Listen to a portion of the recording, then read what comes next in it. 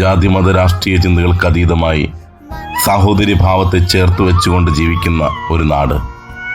ആ നാട്ടിലേക്ക് കടന്നു വരുന്ന മാനുഷിക ഭാവം നഷ്ടപ്പെട്ട, മാനവസ്നേഹം നഷ്ടപ്പെട്ട ചിലർ. അതെ, സാഹോദര്യം നശിക്കുമ്പോൾ അവിടെ ഇല്ലാതാകുന്നത് സമാധാനമാണ്. ജാതിമത ചിന്തകളുടെ അമിതമായ ഭാരം പേറി വിഷവിത്തുകൾ കുത്തിവെച്ചുകൊണ്ട് കടന്നു വരുന്ന ചിലർ, മറ്റുള്ളവരെ ഉപദ്രവിക്കുന്നതിൽ സുഖം കണ്ടെത്തുന്ന, സന്തോഷം കണ്ടെത്തുന്ന ചിലർ, അവരുടെ ഉള്ളിൽ കുത്തിവെച്ച വിഷം നൽകുന്ന ചില ചിന്തകൾ മാത്രം, ചില ലക്ഷ്യങ്ങൾ മാത്രം.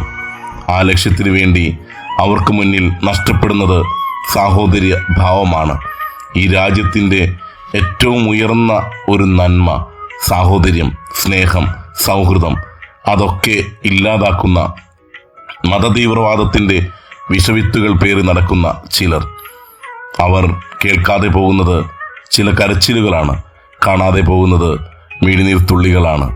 ഈ നാടിൻ്റെ സങ്കടമാണ് കേൾക്കാതെയും കാണാതെയും പോകുന്നത്.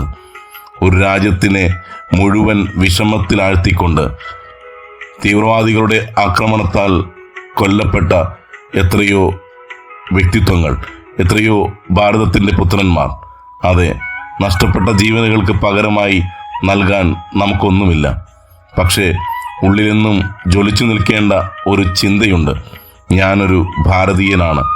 ജാതിമത രാഷ്ട്രീയ ചിന്തകൾക്കതീതമായി ഭാരതീയനെന്ന ഒരൊറ്റ ഭാവത്തിൽ, ഒറ്റ നന്മയുടെ ആ ഒരു വികാരത്തെ ചേർത്ത് വെച്ചുകൊണ്ട് യാത്ര തുടരുവാൻ നമുക്ക് സാധിക്കട്ടെ. തീവ്രവാദത്തെ ഇല്ലായ്മ ചെയ്യുവാനുള്ള പ്രവർത്തനങ്ങളിൽ ഒറ്റക്കെട്ടായി നിന്നുകൊണ്ട് പ്രവർത്തിക്കുവാൻ നമുക്ക് സാധിക്കട്ടെ. ഇന്നലെ ഈ ഭാരതത്തിൽ നഷ്ടപ്പെട്ടു പോയ ആ ജീവനുകൾ, വെടിയൊച്ച കേട്ട് ഭയപ്പെട്ട് ഓടിയവർ, ഉറ്റവരുടെ ചേതനയറ്റ ശരീരത്തെ ചേർത്ത് വെച്ചുകൊണ്ട് പൊട്ടിക്കരയേണ്ടി വന്നവർ, അവരുടെ ദുഃഖങ്ങൾക്ക് മുന്നിൽ പ്രണാമം അർപ്പിക്കുന്നു. അവരുടെ ആ നഷ്ടങ്ങൾക്ക് മുന്നിൽ അവരോടൊപ്പം ചേർന്ന് നിൽക്കുന്നു.